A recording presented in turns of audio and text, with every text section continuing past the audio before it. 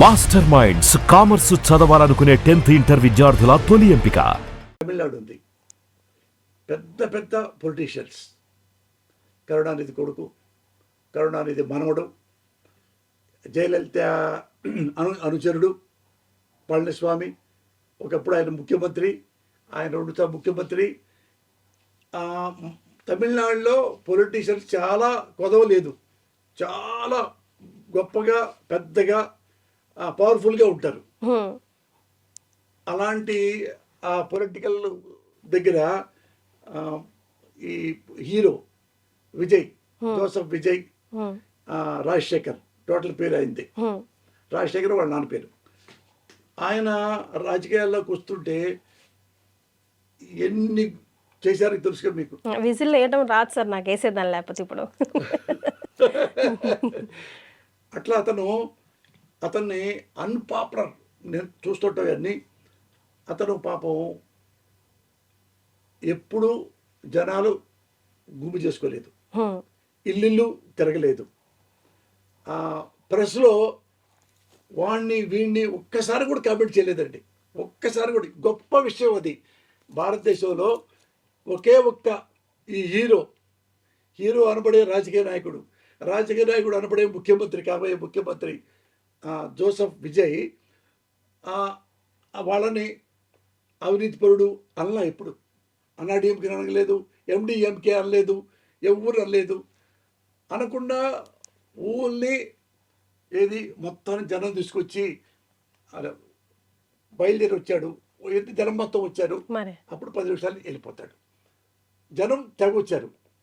ఎందుకంటే అతనికి రజనీకాంత్ కంటే కమల్ హాసన్ కంటే పెద్ద పాపులారిటీ. ఎందుకంటే ఇతను వచ్చినప్పటి నుంచి ఇప్పటి వరకు నేను చూసే 1986 నుంచి అబ్బాయి నాకు తెలుసు. చిన్న అతను కూడా తెలుసు నాకు. నేను పనిచేసేవాడిని మద్రాసులో, యూనివర్సిటీలో చదువుకుంటా. అతను ఎప్పుడు என்னங்க சௌக்கியமா என்ன வேண்டா என்ன அப்புறம் பார்க்கலாம் அண்ணா காமெடி వేయండి తూకం వరదు. ఇంత మించి వాయిస్ ఉండదండి. ఇప్పుడు కూడా చూసుకోండి, అలాగే ఉంటాడు.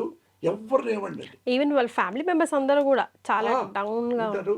వాళ్ళ నాన్న ఒక్కడే రాజశేఖర్ గారు 70 సినిమాల దాకా డైరెక్ట్ చేశాడు. తెలుగులో కూడా చేశాడు, సోమబాబుతోనే వృత్తం, బలిదానమో అట్లాంటి పేరు. మంచి డైరెక్టర్ అయినా 70 సినిమాల దాకా చేశాడు. ఇతను చాలా జనం వస్తే 30 మంది చచ్చిపోయారు, 30-40 మంది చచ్చిపోతే అడ్వాంటేజ్ తీసుకొని అతన్ని తిట్టారమ్మ.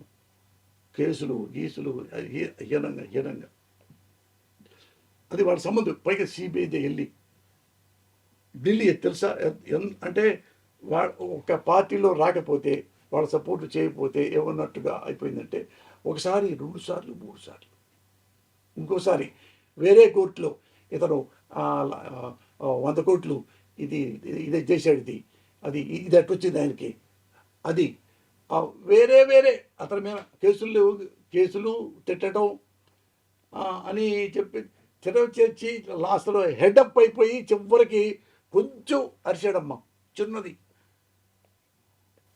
డిఎంకే నేను ఓడిస్తాను అంతేనమ్మా పాప చెప్పింది. అల్లా నాలాగా ఇంకొకరు మాట్లాడినా వాళ్ళ అల్లే. అక్కడ కూడా చిన్న వయసే కీర్తి గారు. ఇప్పుడు ఎక్కడ కూర్చున్నాడు అనుకో, నాకేం తెలియదండి, నాకు పాలిటిక్స్ రాదండి, నేను తలంపుగా వచ్చానండి, ఇదే వాయిస్ అండి. మీరు ఎక్కడే చూసుకోండి, దాన్ని మించి కూడా రాల, కోపం కూడా. అప్పుడు మీరు గొప్పగా మాకు వెయ్యండి ఓటు, ఇంతే అంటాడు. మనం ఎట్లా నుంచి వెళ్ళిపోయాం సార్ అసలు నథింగ్. తెలుగు ఇండియాలో one of the best politician, best honest politician. ఏమీ ఎవ్వరి దగ్గర ఒక ఏ పిచ్చి మాటలు మాట్లాడలేదండి. ఇప్పుడు చచ్చిపోయారు పాప వాళ్ళందరూ కూడా అన్నీ ఏర్పాటు చేయడం, ఎవరు కూడా చెప్పుకోలే. వాళ్ళకి వెళ్ళిన పాపం అతను ఒక కారులో వెళ్ళి సిబిఐ దగ్గర వచ్చి కూర్చొని అక్కడ కూడా ఒక మాట మాట్లాడకుండా బ్యాడ్గా వాడకుండా నాకు సంబంధం లేదు అనుకుంటా, లేదండి అదండి ఇదండి, మళ్ళీ పోయి మాట్లాడటం.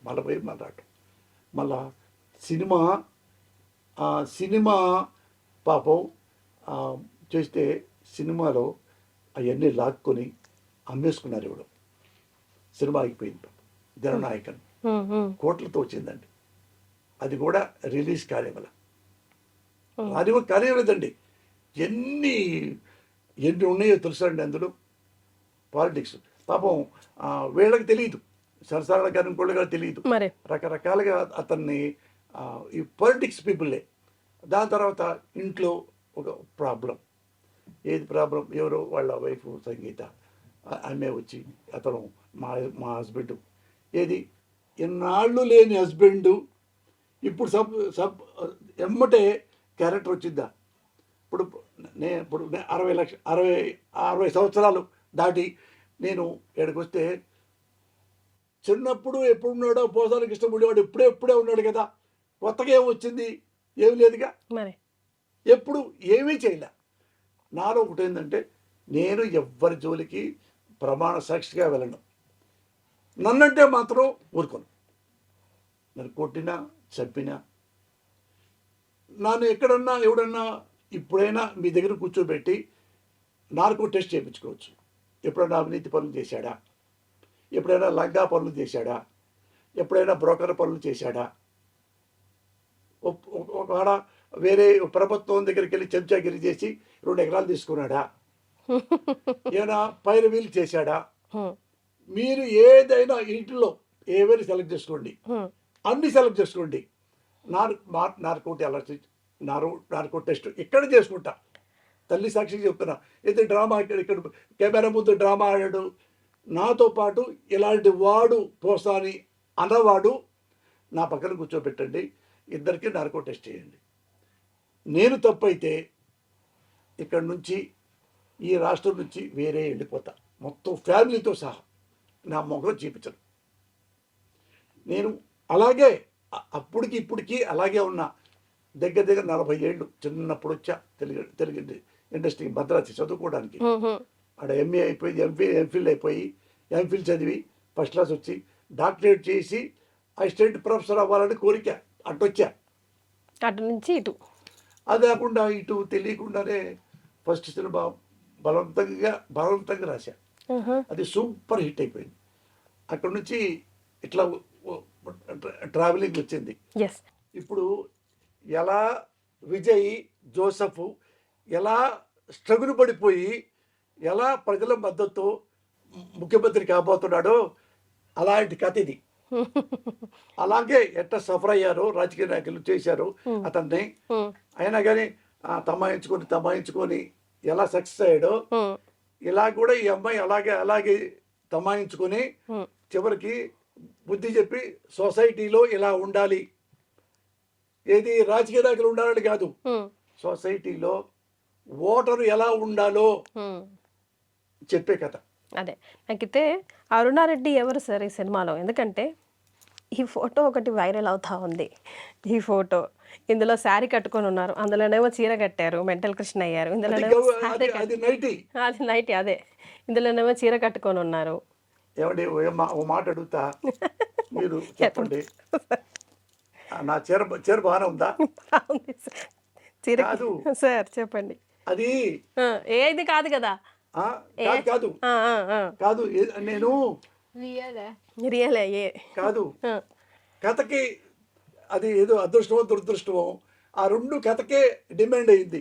అక్కడ కంపల్సరిగా చేయాలి, ఇక్కడ కంపల్సరిగా చేయాలి అంటే ఏమడుగుతారు. నేను ఏమండి మీరు చాడిస్టా? కాదండి హ్యూమనిస్ట్. అంటే మరి ఎందుకు శారీ కట్టారు అంటే, సార్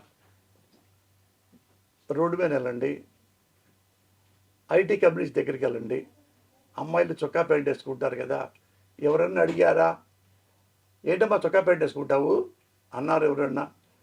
మరి ఏంటయ్యా పోసాని చీర కట్టుకుంటావు? అందరూ గోపాల్ పేరు, ఎందుకయ్యా గోపాల్ నువ్వు చీర కట్టుకుంటావు అడుగుతారేంటి సార్? ఎవరి ఇష్టం వాళ్ళది, ఎవరి టేస్ట్ వాళ్ళది. అది క్యారెక్టర్ డిమాండ్ చేసింది, అట్లాగా డిమాండ్ చేసింది.